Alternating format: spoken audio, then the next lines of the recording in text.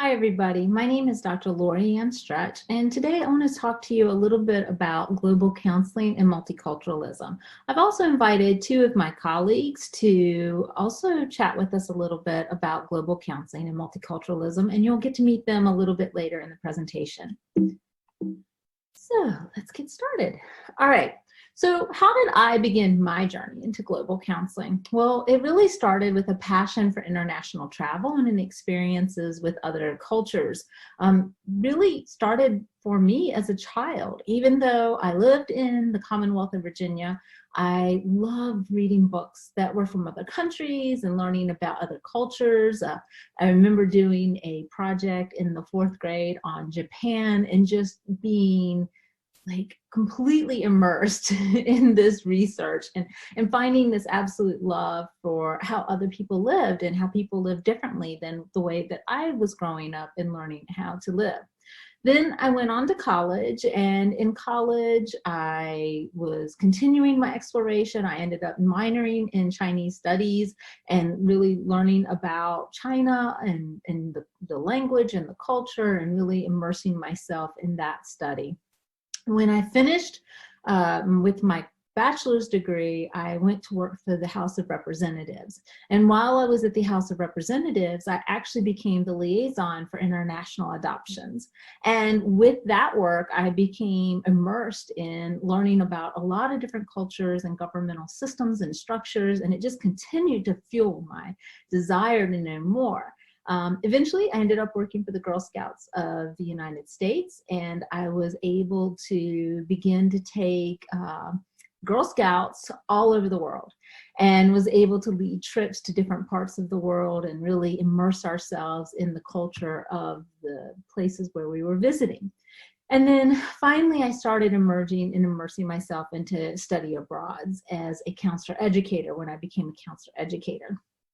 Most recently, I've taken a group of students to Peru and was able to study and work with the University del Piura in Lima, Peru. And then we also engaged in service learning and actually went and built a home for a family that had been homeless prior to the place that we built for them. And all of these experiences really just enriched me as a person and as a counselor educator. They also continue to fuel this love for the international process and understanding how people think and how people act, and really understanding that the way we think here in the US is very limited. It's a very westernized perspective, and it's only one perspective of many. And so, you know, I really appreciate the work that I've been able to do. I've been able to work in the United Kingdom and Canada. I've worked in Canada now for, I think, about 6 years. And even there, you know, it seems like, oh, they're just our northern neighbors, but it's very different, even from province to province, or from, you know, one of the First Nation to, you know, Ontario, for example. So it's interesting to work with different cultures and to learn about them, and also from the perspective of counseling, right? To really understand, what does it mean to be a counselor in Canada? What does it mean to be a counselor in New Brunswick versus Alberta? What does it mean to be a counselor in South Africa versus, you know, Costa Rica? And what does that mean? And so these are some of the things that fascinate me and that I'm really interested in. And one of the ways that I started to really explore that is I also went back to school a few years ago, and I pursued a diploma in social innovation and entrepreneurship through the University of Peace, which is in Costa Rica. And while I was there, I got the opportunity to attend classes with people from all over the world, from different disciplines even, and it really broadened my perspective of, you know, just looking at the world through a human rights perspective, looking at the world through a much larger lens than what I think I had before. And it really influenced me as an educator, as a counselor, and as a supervisor. And so I think that this really speaks to the importance of finding ways to get outside of your culture You know, when I'm within a culture, I can study it to some extent, but you really don't know the nuances. You don't really understand the differences of how you're living versus how others live until you step outside of that culture. And I think to truly be able to engage in global counseling and to really understand what multiculturalism looks like at a global level, you have to go outside of your own culture to really understand that. It also changes who you are. It really makes you very different than where you started. I know that with every single experience and trip and educational opportunity that I have, I grow and I become different. And so that's a little bit about, you know, global counseling and how I've come to be very passionate about it and love it. I'm now the managing director for the International Registry of Counselor Education Programs, which is a part of CACREP. And what I do is I work with counselor education programs all over the world, and I try to help them in different ways. So let's learn a little bit about URSEP, and then we're going to talk about a couple of other ways that you can get information as well about global counseling. Okay, so first off, let's talk about URSEP's vision, mission, and goal. So URSEP's vision is to provide global support for the professionalization of counseling and quality assurance for counselor education. Our mission is to establish and maintain quality assurance standards for counselor education programs globally. And we're going to do this in several ways. First, we're going to promote and maintain quality assurance standards, which we'll talk about, facilitate opportunities for counselor education program reciprocity, provide support and consultation to counselor education programs, and facilitate information and resource exchange. And finally, promote professional counselor education standards to regulatory authorities. So these are the areas that we're working in as an international association to try to support. Now, one of the things that's a little different about URSEP is that we're really focused on the counselor education program. So we're not focused on the specific individual counselor education student or the faculty member, but we're really looking to support the program as a whole. And so that really keeps our focus very clean and clear. And one of the ways we do that was established by these individuals. These were the original URSEP founders. They created the URSEP Standards. In 2009, they did that by going, they all met in Argentina, and they said, what does it really mean to be a counselor? When we think about counseling at a global level, what does that mean, and who are we? And they created the URSEP Standards. And these are a set of standards, kind of like the CACREP standards, in that they outline what every counseling program needs in order to call itself a counseling program. So every program needs to have a mission, goals, curriculum, criteria for student selection. We need to have somebody who's going to oversee the program. We need somebody who employs counselor educators or trainers, and that they have the resources necessary to support that. And they need to be able to assess the students to make sure the students are learning. Now, with the curriculum, there's two domains that the original group decided on. Domain A is your counseling skills, communication skills, your theories, your human growth and development, and of course, some type of fieldwork experience. And then domain B is the social context, ethical principles, social norms, diversity, professional identity, and research and assessment. Now, what's a little different is that you don't need to have a class in every single one of these, but you do need to demonstrate that this material is covered in some way. One of the things that's really unique about URSEP that makes it very responsive to the global counseling community is that you need to have a program that's appropriate for your country. So if you are in a country that, you know, counselors can function after they finish a bachelor's degree, then great. As long as this content's covered and you meet the other standards, you're good to go. And that's really what's wonderful about URSEP, is that it is culturally responsive, and it looks at how counseling is done within the country, and it looks at how do counselor educators function within that. They don't even have to be called counselors. In a lot of places around the world, they might be called psychologists or school psychologists or counseling psychologists or, you know, coaches even. So what does it mean to be a counselor in your country, and how do you teach and train your students? As long as the content's there that we believe makes up what it means to be a counselor, then you're really able to call yourself a counseling program and really be able to train individuals to function as counselors. And then finally, programs do need to have the legitimacy to practice by their governmental agency in that country, that whatever certifies or authorizes educational institutions. Now, URSEP is just a great tool, and it's something that's available for international counseling and education programs and domestic programs that are interested in global work. There's also the International Association for Counseling, IAC, and I've put the website here. It was created in 1966, and it is an international non-governmental organization that focuses on supporting counseling through practice, research, education, and advocacy initiatives.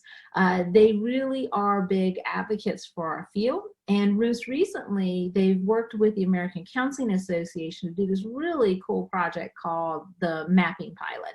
Now, they've only done Latin America right now, but I would encourage you, if you have time, to take a look at the World Mapping Project, because they looked at many of the different countries in Latin America and whether or not they had a history of counseling, what type of work was happening with counseling, who was involved in it, if they had professionalization, do they have a professional association, do they have a code of ethics, do they have legal status for counselors. That is all, really important. And so take a look at the Mapping Pilot, because I think it's a great example of what happens when organizations come together and they really are trying to establish what does it mean to be a counselor and what does it mean to engage in global counseling. This other resource was something that came out of Chi Sigma Iota.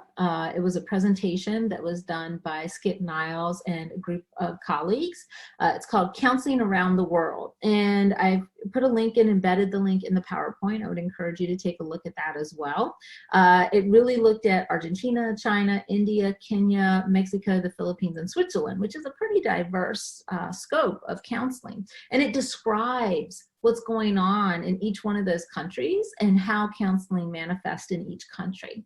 And when they did the analysis of what they discovered through that study, they also recognized that there were some things that we needed to do as a profession in order to continue to globalize counseling, including strengthening our professional associations, training counselors, advocating for client care, and also just the general professionalization of counseling and helping different areas of the world get a legal representation or a legal authorization for counseling and having it recognized by governments as a legitimate occupation. So that link is here, and I really encourage you to take a look at that because it's a very rich description of how counseling manifests around the world. Now, if you would like some more information from me or about me, you can reach out to me through the URSEP website, which is ursep@ursep.org, or the email actually, and then also there's my phone number. So our next step is we're going to meet Dr. Cynthia Santos Diaz and have an opportunity to listen to her and I chat about multiculturalism, and some of the information that she's going to share is about her experiences in her home country of Honduras and when she came to the United States. So let's meet Dr. Diaz. So I am Cynthia Santos Diaz, and I am from Honduras. So I did all my background in Honduras. I was born and raised in Honduras, which is really important for me. So I consider myself an international here in the United States, which also is important for my cultural identity and my process of acculturation in the United States. I did my doctoral work at North Carolina State University, and I did my master's in Buffalo, New York in school counseling. So school counseling is my background. And right now I am an assistant professor at Antioch University in New England. So that's a little bit about me. Oh, thank you. So can you talk a little bit about how did you learn about this idea of counseling? What really initially inspired you to pursue this profession? So I think going way back, I was always very interested in education, in helping others, serving others, and I was trying to figure out what to do. I always knew I wanted to be some sort of an educator at some point. But then I came across with the idea of school counseling in my country. So my undergraduate degree is in education with emphasis in school counseling.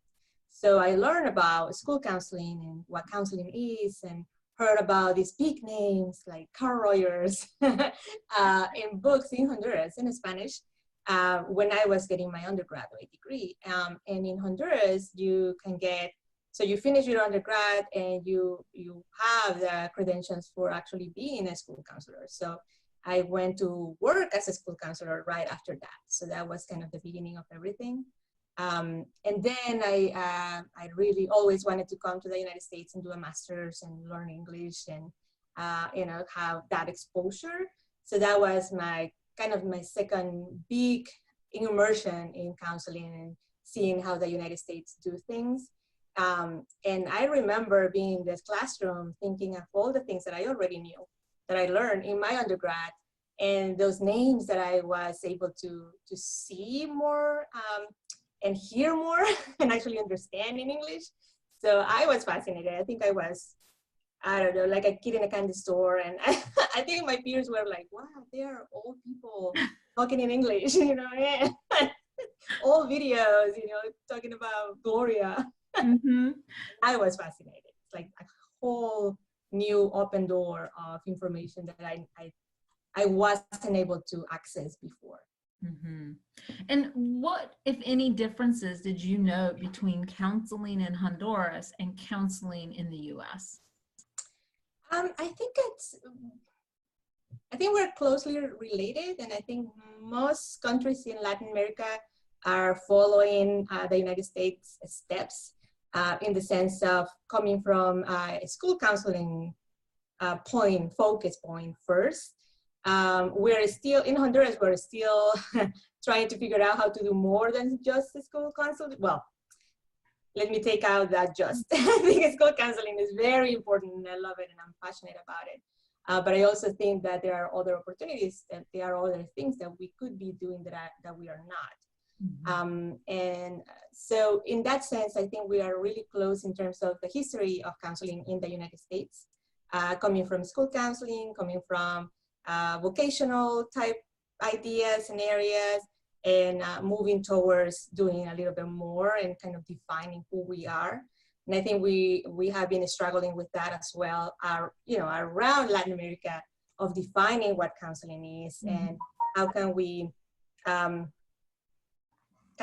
put ourselves apart and actually say who we are as a profession, who we are as professionals. And I think we're still struggling with that. And hopefully we are moving forward, but we are still struggling with it. Mm-hmm. And when you think about multiculturalism, I wonder, what that was like in Honduras. Like when you think about multiculturalism in your country, what did that mean? That's a loaded question. Very interesting. So, wow, and I can answer it from so many different perspectives. I think the first one in general is obviously you equate multiculturalism to differences, right? And who is different from whom and how does that look like? And in general, I believe before I came to the United States, when I was doing my school counseling program, and that's a bachelor's degree program, we pretty much we did talk about diversity, but we talk about diversity and we talk about disability. Mm. So that was kind of the big thing. The emphasis was, okay, let's talk about disability and see what we can do and how does that relate to school counseling for the most part. So when I came and did my master's and I started thinking about other areas of culture and multiculturalism, I went back home and I actually had to admit that I started changing things in my program in Honduras. So after my master's, I actually went back and worked in that school counseling program. And by the way, that's the only school counseling program, training program in the whole country. So we have different regional campuses, but that's the only one we have. So that's the program that we have, mm-hmm. right? That's the curriculum that we have was centered in that university. Just to kind of give you an idea of how, how specific or like too focused it is, like that, whatever happens there, that's it. And if not, it wasn't happening. Right. So it was really important to me to start pushing the boundaries on how do we see diversity, how do we see multiculturalism. So it was really important for me to start talking about other things. And in Honduras as a culture, I think classism and gender are the two things that are really, really big. And something that people have a lot of issues, even more so than classism and gender, is sexual orientation. I think we're still having way too much trouble with that. On the other hand, color and race and ethnicity are not as prominent as they are here. We don't see it the same way, and that's not something that I'm used to. So that's something that I had to learn in the United States, which is not fun. And start seeing how do you see things, how do you see people different just by the color of their skin. And that has been a very heartbreaking experience for me, just to see it. So we really do not have that. But again, we do have issues with gender and class and sexual orientation, for sure.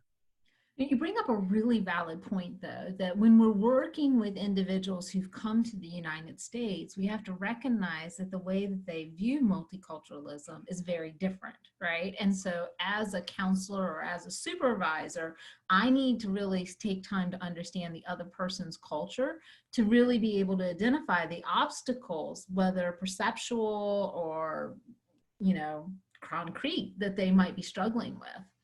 Right, yes, definitely. And I think that in any interaction that we have, that is with the students, with other faculty, being here in the United States as international or going abroad with, you know, study abroad programs or cultural immersions, whatever it is, you really have to be aware that you are not, that is not the same culture in the same context and the same background, that you don't have the same beginning point, you know, and that's very important for me, like to recognize that, especially because for me, the most important part of things in life are relationships. So when you have a relationship that is worth nurturing, you really need to find those connections and those disconnections too in between those cultural values and assumptions and whatever it is that you have in your mind. So it's very, very important to recognize that, to be very self-aware, but also to be aware that the other person won't necessarily think like you do. And that happens to me a lot in the United States. Like even with the simple question of, how do I want to be called? And I remember having to answer that question, and I was shocked. It's like, well, what do you mean, Cynthia? Okay, I don't know. And then the conversation of, well, some people like to be called Hispanic, some people like to be called Latina, some people, and now there's Latinx. And for me, that was out of my head. I was like, I have no idea. That's how you want to call me. Right. You need me, not I need the label for me. Right. So thank you very much for that. Right. Yeah, because I had never thought about it. It was never important. I have never called myself a Latina. I don't think any Latin American people from different countries in Latin America call themselves Latinos. Like we know the term, you know, what we refer to and the grouping and all that, but it's not, you know, if anything, I will call myself Honduran. That's what I was thinking. It's like, you know, I mean, having been in Latin America and having traveled in, you know, many of the different countries, they're so different. Like, I really struggle with this idea of lumping everybody together. And it's so hard, especially because, so we ended up lumping everybody. So I am part of this group, no matter if I want it or not. And then I am called Mexican all the time. It's like you put me in this big group and you cannot even recognize that we are not the same and that we are not all Mexican. So it's like, this is not working. And also, right, not taking the time to know from where you are from, like, and to really understand who are you and what makes up your identity and what do you value. And, you know, those pieces are so important. It speaks back to that relationship you're talking about taking time to know the similarities and the differences and being curious. And it is so ingrained in this culture that it's scary, to be honest. It's scary. And well, and you know, Lorianne, that I just had a tiny little girl, so she's 3 months old. And and I already had to confront something on my own when I took her to the pediatrician, and that was the day after we went off the hospital. You know, like so she was just days old, and they were asking me, so she is, you know, blank, Latina, or and then like this list of things that she should be, and I was shocked. I actually think I went all crazy to the person that was asking me because Yeah. I don't know. Plus her dad is white. She's like, well, I don't know. You see us? You tell me. What do you want to put up? I have no idea. I was so beyond mad. She's my daughter. That's what she is. I'm not ready for that. I'm not ready to answer that.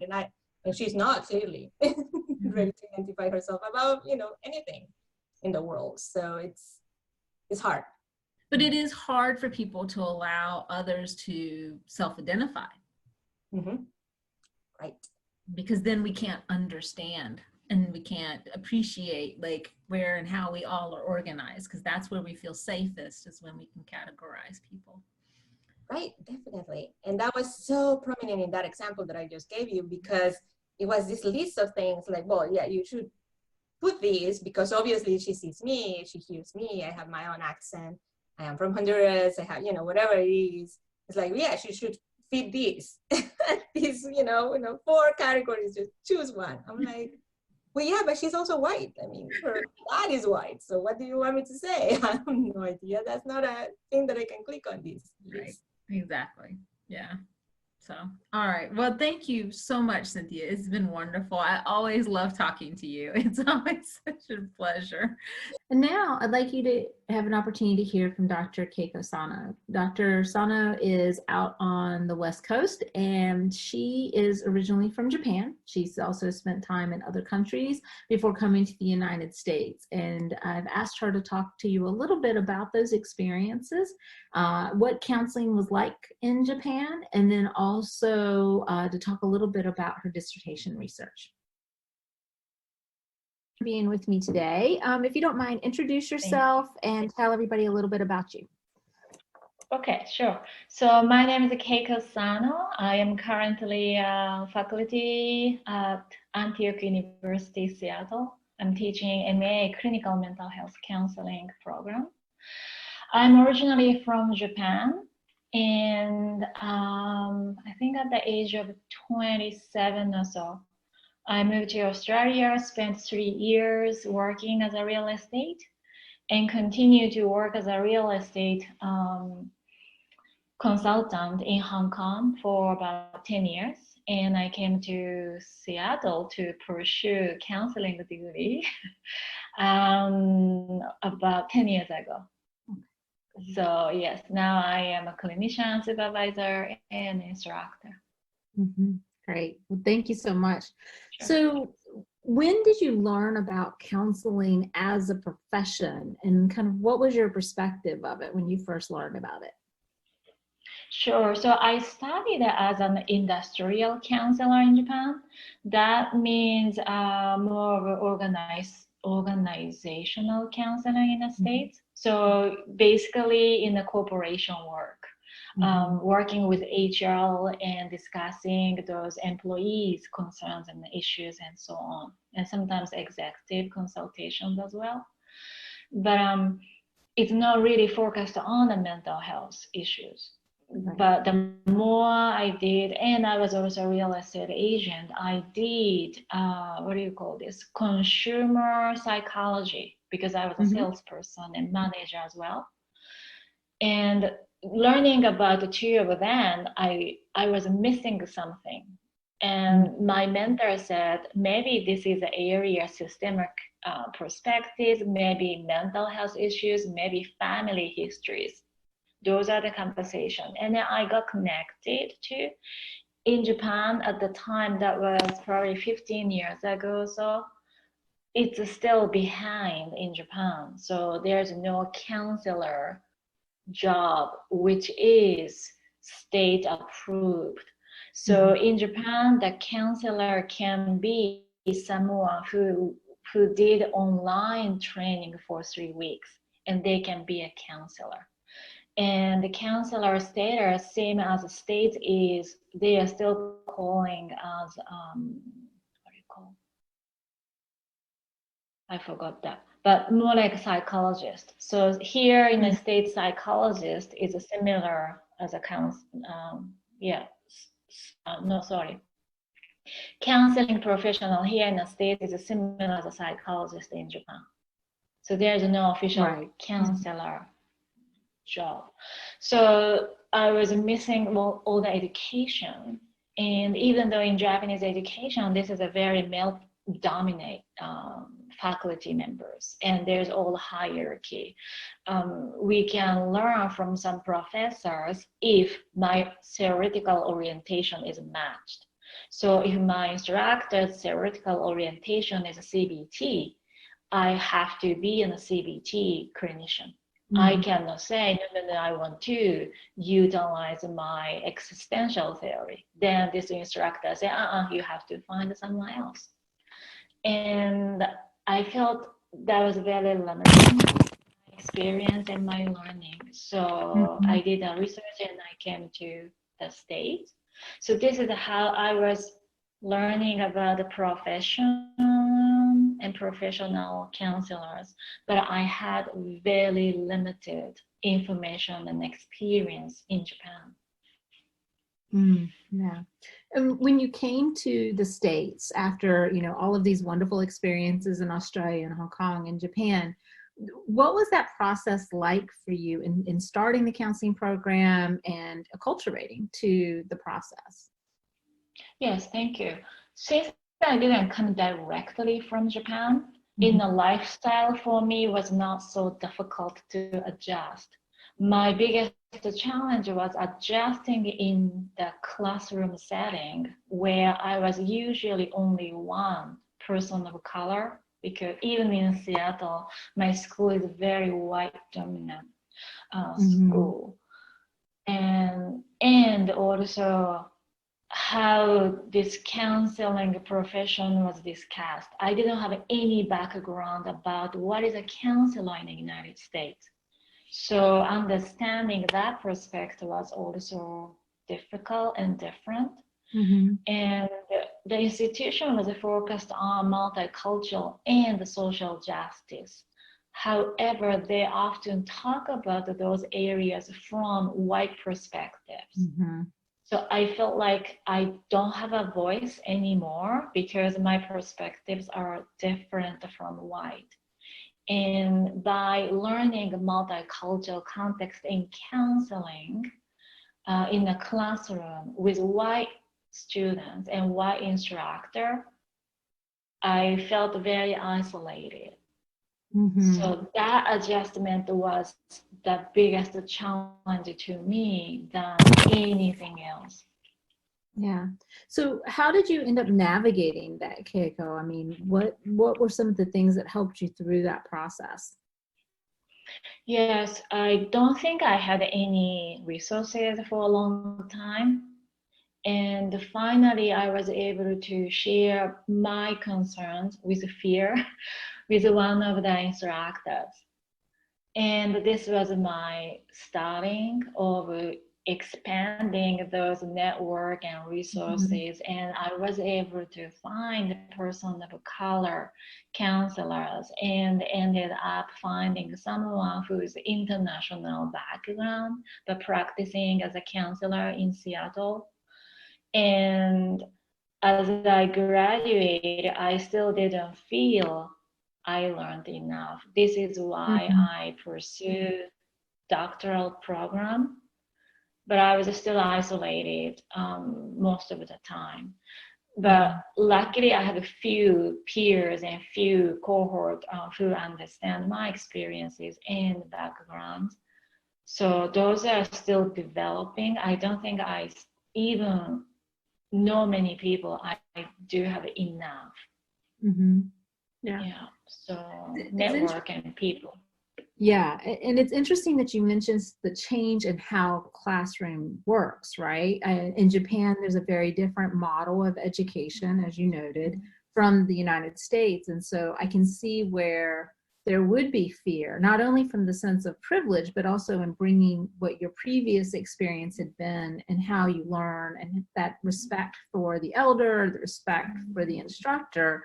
It would have felt very challenging to say, I have a different perspective. Mm-hmm.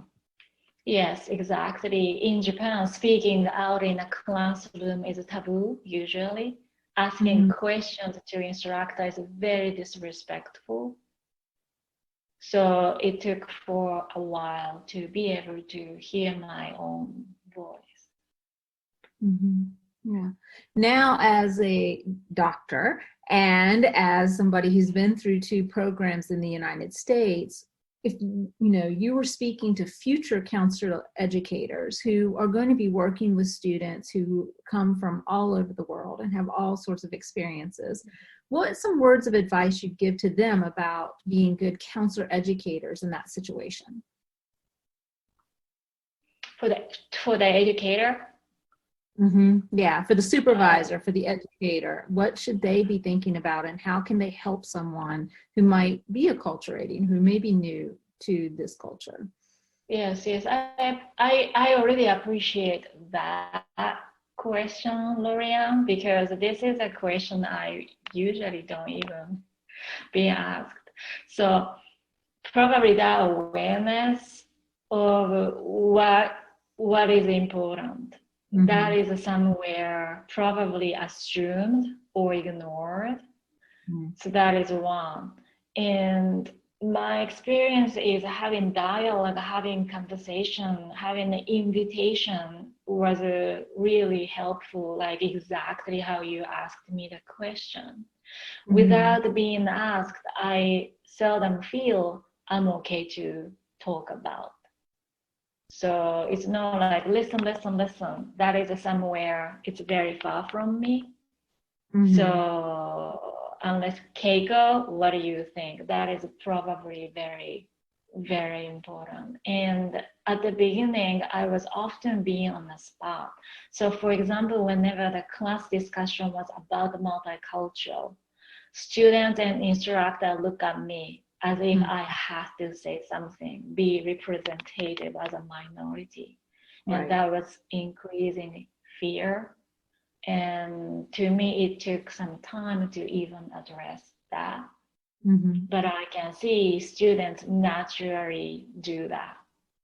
So as an instructor, that was very helpful when they address that directly. This is not Keiko's position to speak about it. Right. So that saved my life as well. Yeah.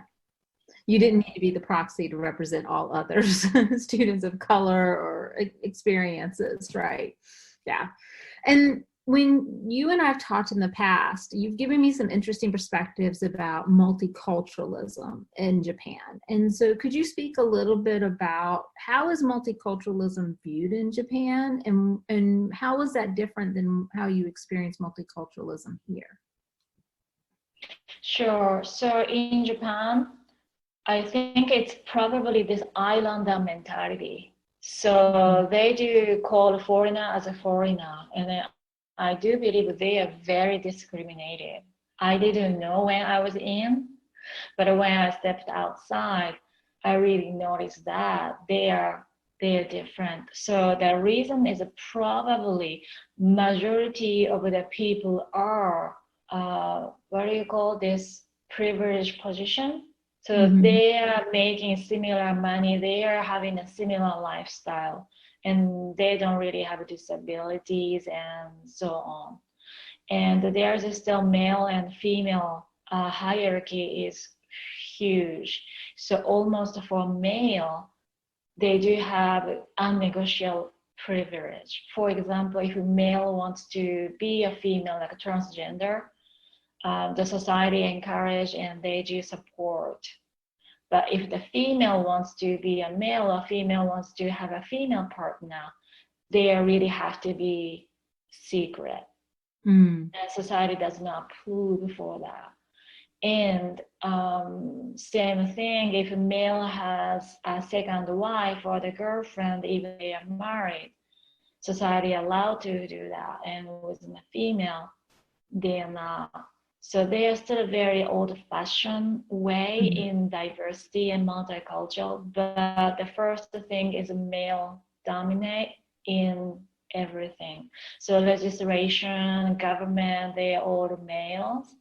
So as a female, it's almost like no social justice. And in terms of the race, they do really appreciate and respect white people still. And for the African American individual, they do discriminate. And also, even we are Asian, except for Japanese, they do tend to look down other people from other Asian countries. And they don't talk about it because in Japan, our culture does prefer to read between lines. Right. So we do not say a lot. But we can sense that and we can feel that. So to me, going back to Japan, when I say a social justice in front of a male, that is where I have the biggest fear. Where they're only females, and I say that will be extremely different experience. In a group and as an individual. I don't know, is this the line you're talking about? Or did I go sidetrack? No, this is good. This is good. Yeah. And then when you came to the United States, how was multiculturalism same or different for you? Okay, I think this is a very different because in Japan, multicultural is still discussed as a privileged person. So social justice seems to be helping for others, let's say donation and supporting for someone who is homeless. And they seldom or probably rarely talk about privilege. Here in the United States, first things I learned was even I'm a person of color, I have to face my privilege. And that was a very valuable training and education. And I do believe not everyone's like that yet. However, I do hear that often. And the similar areas, I think probably same as everywhere. It's still ongoing conversation. And many people have a very uncomfortable experiences in navigating. So that is similar in Japan and here in the States. But I do believe it's very much developed and advanced, and inclusion in ideas, resources, researches, every conversations I hear has been such a different level. Yeah. And I really appreciated your research that you did for your dissertation. I think that, you really looked at supervision in a very different perspective. Would you mind kind of summarizing what you learned in your dissertation, what you were studying? Because I think it would be of interest to the group watching this. Oh, sure. I did a research for the foreign-born supervisors who went to DOC program in the United States. And also supervising white American supervisees in counseling programs or outside of the program. So my learning was, first thing, those international faculty or supervisors. Two diverse results though. Many of them say those socially constructed power dynamic. So people who are in a dominant culture and minority culture, they do feel unobtained or reversed power dynamic. Even though I'm a supervisor, I don't feel my supervisees respect me. my supervisees see me as if I were incompetent supervisor because I don't speak English well, because my perspectives are different, and so on. And another areas is they are trying to apply Western developed supervision theories, but they did fail unless they do ignore their own cultural perspectives. It was very challenging to utilize those Western supervision theories. So those are two of my findings from that study. But very important ones that I think, you know, if as counselors and educators, we don't have conversations with the supervisees and the supervisors, it continues to be that what's not talked about, but is a very real effect on the relationship and the ability to do the work that's necessary. Absolutely. Okay. I hope that you've enjoyed this introduction to some of the major organizations that are involved with global counseling, to hear a little bit about how you might get involved in global counseling, and then also to hear from several individuals who have experienced global counseling in many different ways.